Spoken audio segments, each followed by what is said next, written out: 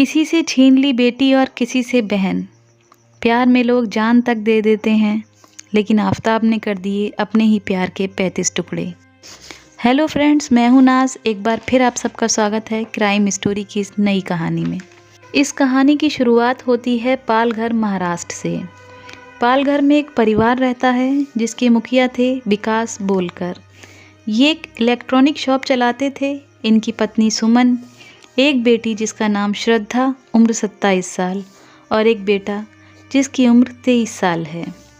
2018 में श्रद्धा नौकरी की तलाश में मुंबई पहुंचती है। मुंबई में मलाड में उसे अपने कुछ दोस्तों की मदद से एक मल्टीनेशनल कंपनी के कॉल सेंटर में नौकरी मिल जाती है। वो मलाड में ही एक कमरा किराए पर लेती है और वहाँ रहने लगती है, और साथ ही वो कॉल सेंटर में काम भी करती है। इसी कॉल सेंटर में एक और लड़का भी काम करता है जिसका नाम है आफताब अमीन पूनावाला, जिसकी उम्र 30 साल है। इसी कॉल सेंटर में दोनों की मुलाकात होती है और दोनों दोस्त बन जाते हैं। श्रद्धा को कॉल सेंटर में काम करते हुए 8 से 9 महीने गुजर जाते हैं। इन्हीं 8-9 महीनों में दोनों की दोस्ती प्यार में बदल जाती है और दोनों लिव इन में रहने लगते हैं। इसी दौरान श्रद्धा अपने घर पालघर वापस जाती है और अपनी माँ को बताती है कि एक लड़का है आफताब, मुझे उससे प्यार हो गया है। हम दोनों एक ही कमरे में लिव इन में रहते हैं और अब मैं उसी लड़के से शादी करूँगी। माँ ने समझाया कि ऐसा नहीं हो सकता, हमारे परिवार वाले नहीं मानेंगे। वो लड़का मुस्लिम है, तुम हिंदू हो, दोनों के धर्म अलग अलग हैं। श्रद्धा के पिता को ये बात पता चली। उन्होंने भी इस बात का विरोध किया, पर वो मानी नहीं। उसने घर वालों से झगड़ा किया, अपना सामान उठाया और कहा, आज के बाद ये सोच लेना कि आपकी कोई बेटी ही नहीं थी। और श्रद्धा वापस मुंबई आ गई। ये बात 2019 की है। अब वो मुंबई में ही आफताब के साथ लिव इन में रहने लगी थी। माँ बाप गुस्सा थे, इसलिए कुछ दिन तक बेटी से बात नहीं की। लेकिन फिर माँ का दिल नहीं माना और 1-2 बार उन्होंने बेटी से फ़ोन पर बात की। उसको समझाया भी, लेकिन वो नहीं मानी। जनवरी 2020 श्रद्धा की माँ सुमन की मौत हो जाती है। श्रद्धा अपने घर वापस आती है। कुछ दिन वहाँ रहकर वापस मुंबई चली जाती है। उसके बाद उसके पिता की उससे 2 बार फ़ोन पर बात हुई। उसने अपने पिता को बताया कि आफताब मुझसे झगड़ा करता है, लेकिन फिर वो मुझसे माफ़ी भी मांग लेता है। अब हमारे बीच में सब कुछ ठीक है, लेकिन मैं फ़ैसला कर चुकी हूँ, मैं अब वापस नहीं आऊँगी। मैं अब उसके साथ ही रहूँगी। 2 बार के बाद श्रद्धा की अपने पिता से भी कोई बात नहीं हुई और उसके भाई से भी उसकी कोई बात नहीं हुई। गुस्से में पिता और भाई उससे बात करना बंद कर देते हैं, लेकिन एक पिता और भाई का रिश्ता बहुत करीबी होता है। इसीलिए श्रद्धा के कुछ दोस्तों से वो फ़ोन पर उसकी खैरियत पूछ लेते कि वो ठीक है या नहीं, और श्रद्धा के व्हाट्सएप स्टेटस और डीपी से ये लोग अंदाज़ा लगा लेते कि चलो ठीक है। वो कहीं घूमने जाती तो फेसबुक पर अपनी पिक्चर्स डालती। उन्हें देखकर लगता कि चलो सही है, खुश है, ठीक से रह रही है, इस बात की तसल्ली तो है। उधर जब आफताब की फैमिली और रिश्तेदारों को इस बात का पता चलता है तो वो भी इस रिश्ते का विरोध करते हैं। इसके बाद इन दोनों ने सोचा कि मुंबई में अब रहने में बहुत परेशानी हो रही है, हम दिल्ली चलते हैं, वहाँ एक अच्छी नौकरी की तलाश करेंगे और सबसे दूर एक नए शहर में अपनी ज़िंदगी बिताएंगे। 8 मई 2022 को आफताब और श्रद्धा ट्रेन से दिल्ली आ जाते हैं। दिल्ली आने के बाद पहली रात ये पहाड़गंज के एक होटल में रुकते हैं। 10 मई को ये लोग अपने एक दोस्त से छतरपुर में मिलने जाते हैं। कुछ दिन उसी के घर पर रुकते हैं। फिर ये छतरपुर में ही एक घर ढूंढते हैं और वहाँ रहने लगते हैं। अब श्रद्धा आफताब से कहती है, हम यहाँ रहने लगे हैं, सेटल हो गए हैं, तो हम अपने रिश्ते को भी एक नाम देते हैं, अब हम शादी कर लेते हैं। श्रद्धा बार बार शादी के लिए कहती और आफताब हर बार टालता रहता। इस बात को लेकर अक्सर दोनों में झगड़ा होता और फिर बाद में सुलह हो जाती। उधर श्रद्धा के घर वालों की उससे कोई बात नहीं हो रही थी। उन्होंने कुछ दोस्तों से पता किया। दोस्तों ने बताया कि वो दोनों लोग दिल्ली शिफ्ट हो गए हैं। इसी तरह 4 महीने बीत गए। फिर सितंबर के महीने में श्रद्धा के भाई के पास उसके एक दोस्त का फ़ोन आता है और वो कहता है कि मैं 2-2.5 महीने से श्रद्धा का फ़ोन ट्राई कर रहा हूँ। फ़ोन स्विच ऑफ आ रहा है। क्या आपके पास उसकी कोई ख़बर है? वो कहते हैं नहीं, हमारी तो कोई बात नहीं हुई। श्रद्धा के पिता और भाई घबरा जाते हैं और वो पाल घर में उसकी गुमशुदगी की रिपोर्ट लिखाते हैं। उन्होंने पुलिस को ये भी बताया कि श्रद्धा मुंबई से दिल्ली गई है। तब पुलिस ने रिपोर्ट दर्ज कर ली, लेकिन उन्होंने कहा कि आपकी बेटी अगर दिल्ली में है तो ये मामला दिल्ली पुलिस का है, तो हम ये केस ट्रांसफ़र कर देते हैं और दिल्ली पुलिस से हम इस मामले में हेल्प लेंगे। रिपोर्ट दिल्ली पुलिस को ट्रांसफ़र कर दी जाती है। अब श्रद्धा के पिता भी दिल्ली आ जाते हैं। 9 नवंबर 2022 को श्रद्धा के पिता मेहरौली में दिल्ली पुलिस से मिलते हैं, जहां ये केस ट्रांसफ़र किया गया था। वो पुलिस को पूरी बात बताते हैं कि 2-2.5 महीने से बेटी लापता है। पुलिस पूरी डिटेल लेती है, तस्वीर लेती है। दोस्तों की मदद से आफताब का नंबर और एड्रेस भी मिल जाता है।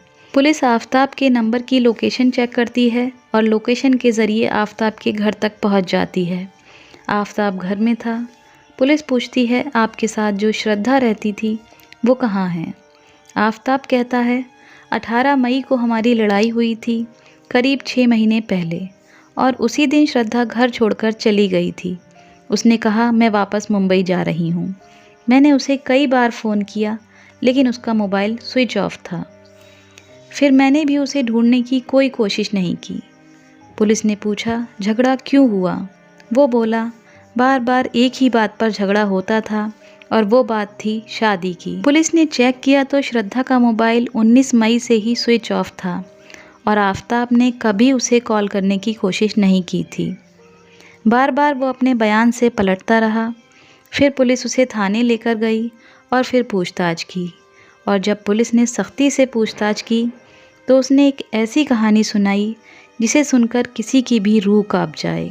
ऐसी कहानी जो हैवानियत की सारी हदें पार कर दे। उसने बताया कि दिल्ली आए हुए हमें अभी 10 दिन हुए थे। हमने एक घर किराए पर ले लिया था। 18 मई की बात है। रात को खाना खाया और फिर हमारा झगड़ा शुरू हो गया। फिर शादी की बात आई। उसने शादी करने की ज़िद की। हमारा झगड़ा और बढ़ गया। मैंने गुस्से में उसका गला पकड़ लिया और मैं ज़ोर से तब तक दबाता रहा जब तक उसकी सांस चलनी बंद नहीं हो गई। श्रद्धा अब मर चुकी थी। कत्ल करने के बाद आफताब आराम से उसी कमरे में बैठता है और सोचता है अब क्या करना चाहिए। वो लाश को एक तरफ रखता है और आराम से उसी कमरे में सो जाता है। सुबह उठता है, वहीं पास की लोकल मार्केट में जाता है, एक फ्रिज खरीदता है, एक आरी लेता है, कुछ पॉलीथीन और एक पिट्ठू बैग खरीदता है। ये सब सामान लेकर वो घर आता है। वो श्रद्धा की लाश को बाथरूम में लेकर जाता है। उसने श्रद्धा की लाश के टुकड़े किए और उन टुकड़ों को पॉलीथीन में डाला। फिर उसने वो टुकड़े और बाकी बची हुई लाश को फ्रिज में रख दिया। उसी फ्रिज में उसके पीने का पानी था, दूध था जिससे वो चाय बनाता था, और उसी फ्रिज में थी श्रद्धा की लाश। इस कत्ल को अब लगभग 24 घंटे होने को आए।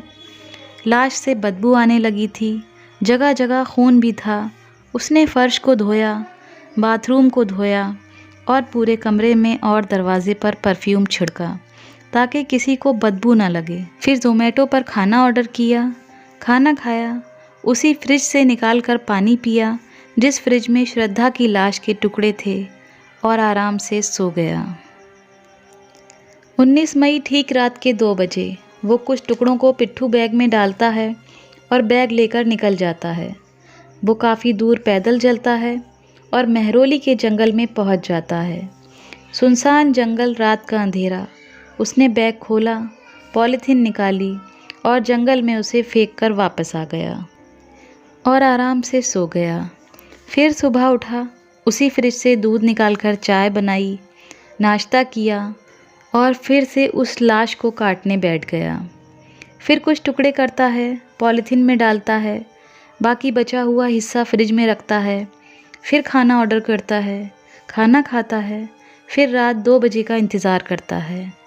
फिर रात के 2 बजते हैं। वो कुछ टुकड़ों को बैग में डालता है, फिर निकल पड़ता है एक सुनसान जगह, टुकड़ों को ले जाकर फेंक देता है।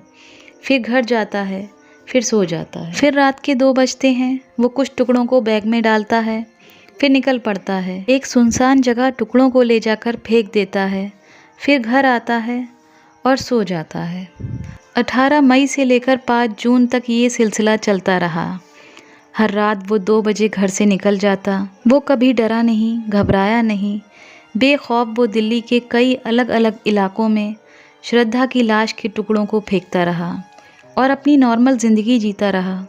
इन 18 दिनों में उसने किसी से कोई बात नहीं की। 5 जून को उसने लाश के आखिरी टुकड़ों को फेंका था।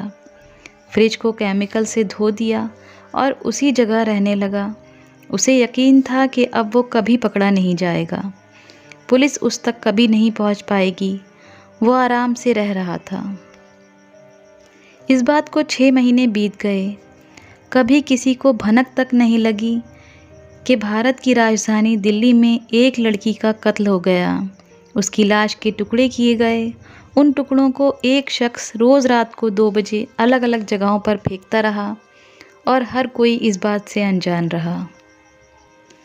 जब श्रद्धा के पिता को इस बात का एहसास हुआ कि 2-2.5 महीने से बेटी की कोई खबर नहीं मिली है, उसका मोबाइल बंद है, तब उन्होंने उसकी तलाश की और उनकी तलाश दिल्ली आकर ख़त्म हुई और ये सारा सच सामने आया। फिलहाल आफताब पुलिस की हिरासत में है। पुलिस उससे पूछताछ कर रही है। पुलिस ने उस फ्रिज को भी अपनी हिरासत में ले लिया है जिसमें श्रद्धा की लाश को रखा गया था।